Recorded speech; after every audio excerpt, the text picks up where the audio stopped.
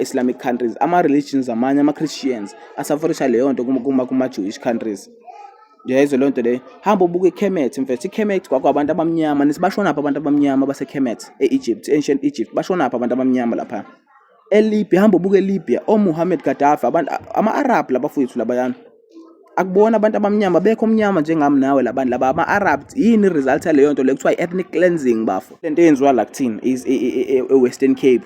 Uyayibona leyo nto le, ama-Khoisan waqedwa lapha, aqedwa nje laphana ama-Khoisan laphana, kwashintshwa kayisizwe sihamba kwathiwa amakhaladi, kwapop up abantu kuthiwa amakhaladi.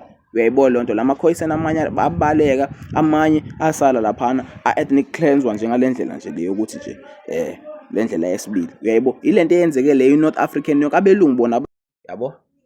For a fair comparison, ngifuna senze njani? Siqale la eSouth Africa le nto lebuka la. Yabo, South Africa la Western Cape la khona kwenzeka khona la ethnic cleansing kade ngisho ukuthi washintshwa ama-Khoisan enziwa amakhaladi, aluzi i-language, aluzi i-identity, aluzi i-culture, each and everything in fact ekhuluma ngehistory ngabo nje yavele yaba erased la.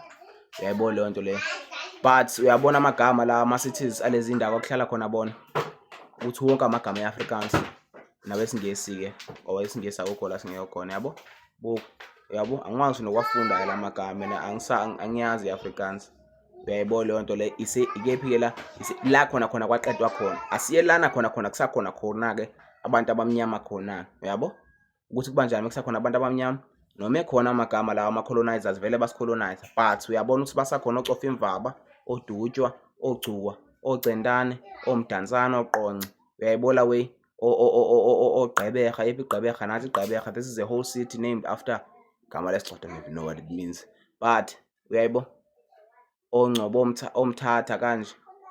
Uyabo these are Xhosa names, ukukhombisa ukuthi ahlehla amaXhosa lana mfethu asakhona la, basakhona abantu abasaphethe iculture namagama kaXhosa.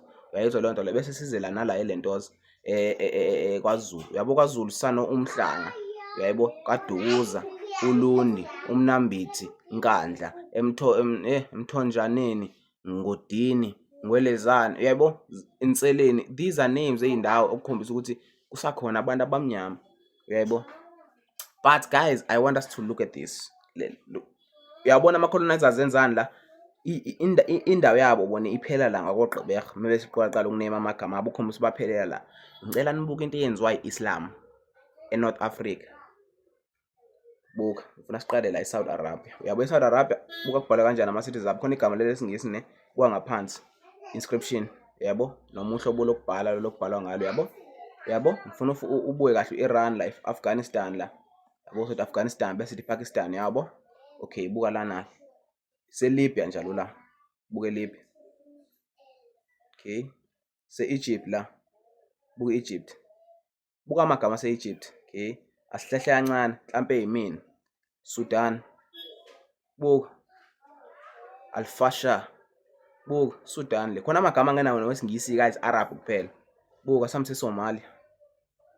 Worst identity crisis ever. Labantu laba they don't even like believe ukuthi base-Africa. Bona bazazi nje angazi bephi. Oz asize lana eWest Sahara le egcineni. Buka amagama la wesi-Arab lawo. Buka Morocco, Oz abasekho nokuba khona abantu abamnyama eMorocco angazi. Algeria, you see, hayi Mali siyayithemba imali, hayi siyayithemba hayi basakhona. Kodwa do you see what happened to like the whole northern part? Spain nayo was once taken but was later liberated by ama-Christians who were from that area. You see, uyayibo lento eyenziwa i-Islam. Uyayibo lento eyenziwa i-Islam. Ilungu bona bayenza i-province eyodwa la eSouth Africa. Ama-Arabs leyo nto leyo ayenza elentozeni i-North Africa, i-Sub-Sahara yonke in fact iba infecta ngobu-Arab yonke i-Sub-Sahara bane-identity crisis kula ma-countries engikhuluma ngawo. Webha umuntu angazazi ukuthi uyi-African noma uyi-Arab. Uyayibona hamba ubuka ko-Somalia, hamba ubuka ko-Algeria, hamba ubuka ko-Egypt, Morocco, ama-countries lawa ase-Africa lapha abantu banama-identity crisis ukuthi umuntu akazazi